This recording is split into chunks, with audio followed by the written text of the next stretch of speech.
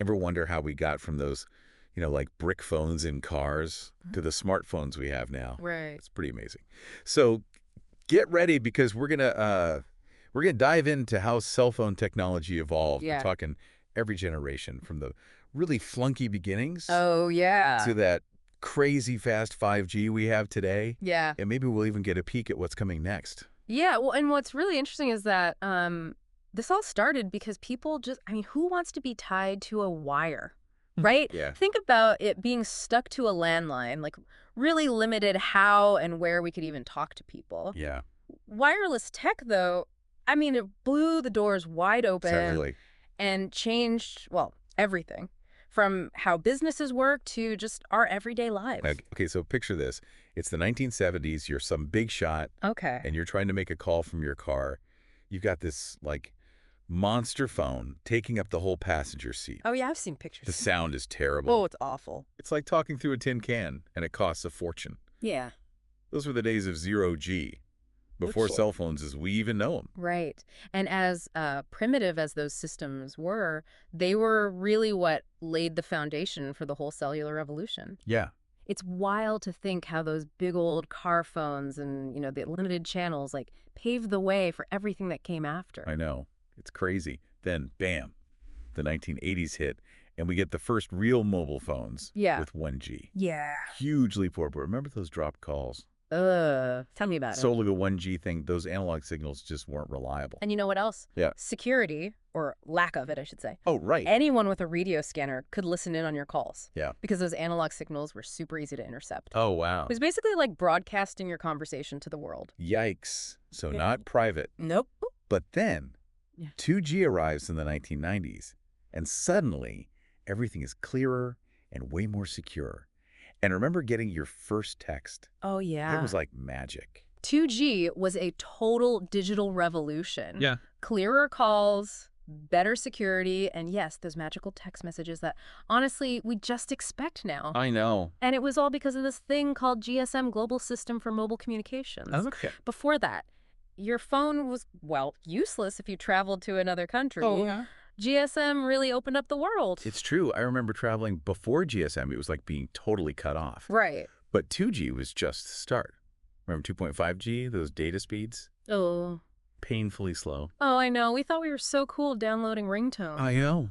And then 2.75G, a little faster, but we still wanted more. Yeah. Luckily, the early 2000s brought the game changer, 3G, and that's when the mobile internet really took off. Right. Downloading a whole album on your phone during lunch. Exactly. That was 3G changing the music industry. We could suddenly do video calls, watch mobile TV, download all that music and videos, things that were like just a dream before. Mm. And all of this was possible because 3G technologies, like UMTS and WCDMA, offered so much more bandwidth. It's like, imagine having a wider pipe to get all that data flowing. Oh, that's a good analogy. Thanks. And then, just when we thought it couldn't get any faster, 4G rolls in during the 2010s. Oh, yeah. It was like trading in your bicycle for a sports car.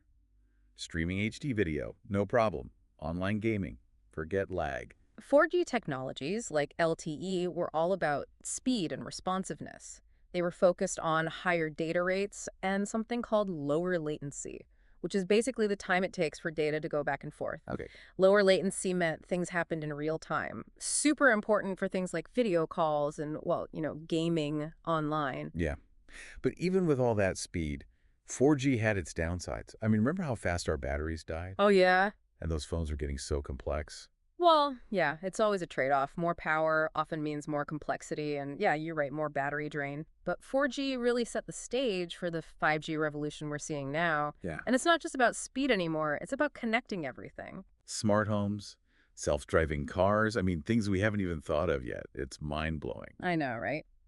5G is aiming for what we call ultra-low latency, massive network capacity, and the ability to connect literally billions of devices through what we call the Internet of Things. Okay.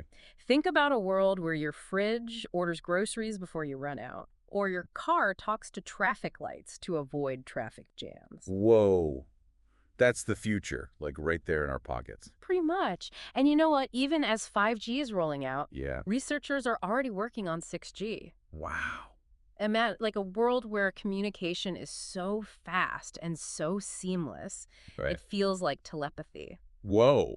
That's one of the goals of 6G, to basically blur the lines between the physical and digital worlds. That's straight out of a sci-fi movie, connecting our thoughts to the network. I can't even imagine. I know, it's crazy. It's still early days, but Yeah. the possibilities, I mean, they're incredible. Yeah. And think about it, all of this started with just wanting to get rid of wires. Who knows what the future holds? I know. It's No. exciting. Yeah, it really is amazing how far we've come from those first clunky phones. It is. And the tech behind it all. Yeah. That's a whole other story. I mean, it's like mind-boggling how we went from analog to digital, Yeah. from basic circuit boards to those crazy sophisticated microchips we have now. It's like we're carrying around tiny supercomputers in our pockets. Pretty much. But all those technical terms can be a bit overwhelming, to be honest. I know what you mean. What exactly is FDMA, TDMA, and CDMA?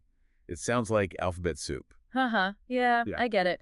But it's actually not as complicated as it sounds. Think of it like dividing up a pizza. Okay. So with 1G and FDMA, we slice that pizza into separate pieces, for each call. Right. But with 2G, we got smarter. TDMA is like sharing a slice by taking turns. Right. And CDMA, that's like giving each call a secret code so they don't get mixed up. Okay, so 2G was all about using those digital tricks to make things more efficient and, of course, more secure. Yeah. But then we needed even more bandwidth for all those videos and downloads. Exactly. And so 3G brought in technologies like WCDMA, that's like adding extra lanes to our pizza delivery highway. Right, right. It allowed for those faster data speeds, made those data-heavy applications actually possible. Yeah. Streaming and downloading. Totally. And then 4G took those extra lanes and supercharged them. Yeah. It's like everything was suddenly happening at warp speed. Oh, yeah. 4G brought in OFDMA, which is taking our pizza highway and making it multi-level, Oh, wow. with each level carrying different types of data. Okay. And then there's MAMO, which is having multiple delivery trucks on each level, Right. sending and receiving multiple pizzas data streams at the same time. Okay, so OFDMA is about dividing things up even more efficiently. And MIMO is about doing multiple things at once. Yeah, you got it. Wow, I'm impressed I'm understanding this. You're doing great. So 5G takes those concepts even further. Oh, yeah. We're talking beamforming, which is having a GPS-guided drone deliver your pizza straight to you. Okay. And massive MIMO, well, that's like having a whole fleet of those drones. Wow, that's a really awesome analogy. Thanks. So 5G is all about precision and massive capacity. But what about 6G? Is that even a thing yet? It is. It's more than just hype. It's the next frontier. Wow. Researchers are looking into things like holographic communication, where you can have a face-to-face conversation with someone, Okay. and it feels like they're right there in the room with you. That sounds incredible. But is that really possible? The technology is still in its early stages, but I mean, the possibilities, they're mind-blowing. Yeah. Imagine attending a concert or a sporting event from your own home, but feeling like you're actually there. It's like teleporting without actually teleporting. Exactly. And then there's the potential for even more immersive experiences, Got it. integrating AI, artificial intelligence, into our devices. Yeah. So they can learn our preferences and even anticipate our needs. It's almost like our phones will become an extension of our own mind. In a way, yeah. Wow. But with all these advancements come new challenges, of course. Yeah, that's true. Implementing 5G is still a huge undertaking, and 6G will require even more investment in, everything. Infrastructure, research, you name it. And we can't forget about those potential security and privacy concerns. Oh, absolutely. I mean, the more connected we are, the more vulnerable we become to, data breaches and all those cyber attacks. That's a crucial point. We need to make sure that as we're pushing the boundaries of technology, we're also putting security and privacy first. Yeah. It's a balancing act for sure, but one that's, it's essential for a safe and, thriving digital future. Okay. So we've talked about all these amazing technological advancements. We have. But what about the real world impact? How has this technology actually changed our lives? It's changed everything. Think about how we communicate, for starters. Yeah. We're not tied to landlines anymore. We can stay in touch with friends and family, across the globe, right? Share our experiences on social media and even build entire businesses from our phones. That's true. I can't even imagine going back to the days of payphones and answering machines. Yeah. It's crazy. And it's not just communication, it's healthcare. Cell phone technology has revolutionized healthcare. Doctors can consult with patients remotely and monitor vital signs in real time. Wow. It's transformed education, giving students access to tons of information and learning resources right at their fingertips. It really has. And it's changed the way we work, making it possible to collaborate with colleagues from, well, anywhere in the world. So essentially, our phones have become like essential tools for every aspect of our life. They have, but with all this connectivity and convenience come challenges, of course. We need to be mindful of, things like addiction and distraction and that feeling of information overload.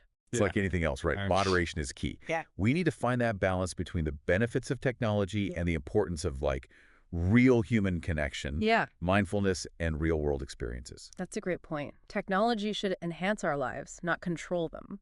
Right. Yeah. Okay. So we've talked about the impact on communication, healthcare, education, and work. Mm-hmm.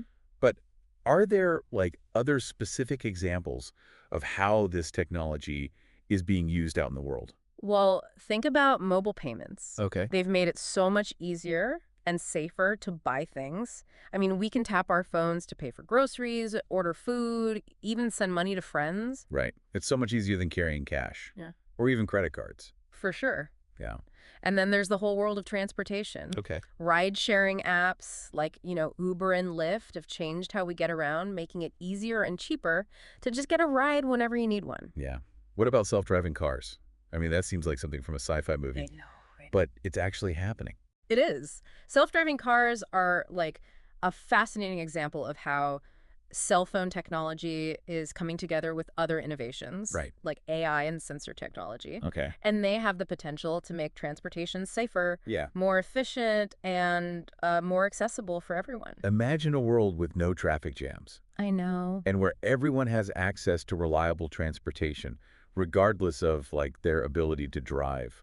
It's a future that's closer than we think. And then there's the Internet of Things, Right. where billions of devices are connected to the internet, sharing data, interacting with each other. Like smart homes, where we can control our lights and stuff from our phones. Right.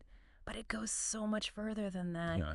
Imagine smart cities with interconnected traffic systems that optimize traffic flow, reduce congestion, even improve air quality. Wow. Or smart farms that use sensors to monitor crops and adjust irrigation systems. It's amazing to think how cell phone technology is at the heart of all this. It is. It's a reminder that we're living in a time of incredible change, and the possibilities really are limitless. I mean, it really is mind-blowing when you think about how something that started out as a luxury for a few people Yeah. has become so essential to how we live our lives. I Mhm. mean, I remember when seeing someone with a cell phone was a novelty. Oh, yeah, for sure. Now it's we can't function without them.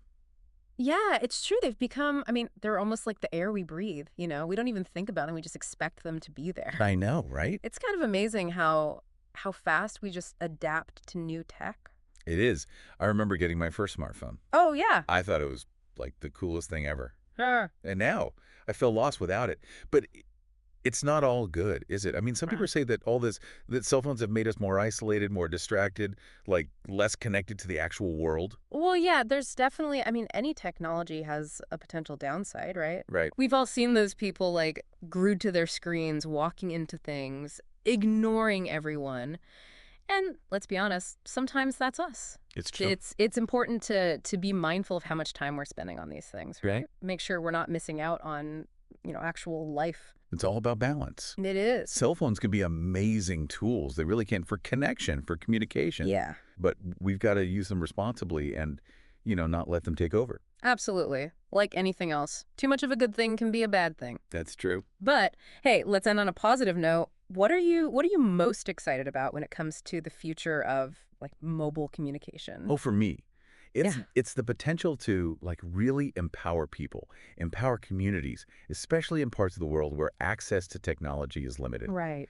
Imagine if everyone, no matter where they lived, had access to the same information and opportunities. Yeah, that's a powerful vision. Yeah. Cell phones, they've already done so much to bridge that, what we call the digital divide, Yeah. giving people access to education, healthcare, even economic opportunities that they didn't have before. Right. And with 5G and then the potential of 6G, I mean, those possibilities are just going to keep expanding. It's truly amazing to think about how far we've come and how much potential the future holds.